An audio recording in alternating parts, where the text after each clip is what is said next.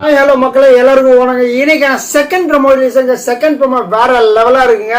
தெரிக்க விட போறாருன்றது first ப்ரோமோலே சொல்லிட்டாருங்க. So first ப்ரோமோல வந்து கிளின்னு வந்து சில விஷயங்களை கிழிக்க போறேன்ற மாதிரி முன்னாடியே அண்ணன் வந்து எல்லாத்தையும் வந்து சொல்லி வச்சுட்டு வந்திருக்காரு. அதே மாதிரி செகண்ட் ப்ரோமோல வந்து வேற லெவலா சம்பவங்கள் இருக்கு. இன்னைக்கு எபிசோட்ல வேற லெவல் இருக்கு நான் எக்ஸ்பெக்ட் பண்றேன். ஸோ அதே மாதிரி எழுந்த சாண்ட்ரா வந்து கேட்குறாருங்க. ஸோ முதல் கேள்வி கேட்குறாரு. ஸோ அது பார்க்கறது நம்ம சேனல் புதுசாக இருந்தீங்கன்னா லைக் பண்ணுங்க, சப்ஸ்கிரைப் பண்ணுங்க. உங்களால் முடிஞ்ச அளவுக்கு உதவி பண்ண மக்களை நீங்கள் போகிற ஒரு லைக்குமே நம்ம வீடு வந்து பல பேரை போய் சேரும். அதனால கொஞ்சம் பார்த்து சப்போர்ட் பண்ணுங்க. சாண்ட்ரா என்ன கேட்குறேன்னா வந்து உங்களுக்கு வேலை சொன்ன எந்த வேலையுமே செய்யறது கிடையாது, எந்த ரூல்ஸுமே ஃபாலோ பண்ணுறது கிடையாது, எதுவுமே பண்ணுறது கிடையாது. எதுக்கு தான் நீங்களாம் வீட்டில் இருக்கீங்கிற மாதிரி கேட்குறேன். ஏன்னா சாண்ட்ரா வந்து திடீர்னு வேலை சொன்னேன், எனக்கு வந்து உடம்பு சரியில்லை, என்னால் பண்ண முடியாது, அது பண்ணுறேன் இது பண்ணுறலாம் வந்து பிளா திங்ஸ்லாம் சொல்லிட்டு ஃபுல் வேலையுமே வந்து திவ்யா கிட்ட டைவர்ட் பண்ணிட்டாங்க.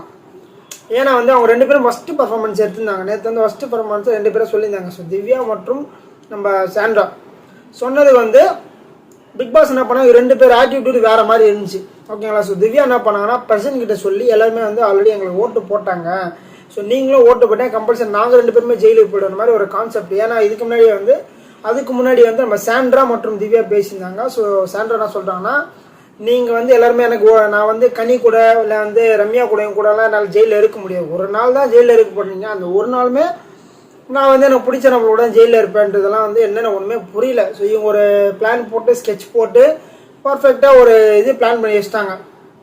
ஸோ திவ்யா நான் ரெண்டு பேர் தான் போகிற மாதிரி வந்து பிளான் பண்ணிட்டாங்க.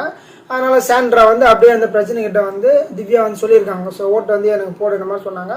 ஸோ அவங்களுக்கு ஓட்டு போட்டால் ரெண்டு பேருமே நாங்கள் ரெண்டு பேர் ஜெயிலுக்கு போன மாதிரி பிளான் பண்ணது வந்து பிக் பாஸ் வந்து பக்காவாக கண்டுபிடிச்சு ரெண்டு பேருமே நேற்று வச்சு செஞ்சுட்டாருன்னா சொல்ல முடியும். நேற்றுலேருந்து இன்னைக்கு வரைக்குமே, நேற்று நைட்லேருந்து ஸோ நேற்று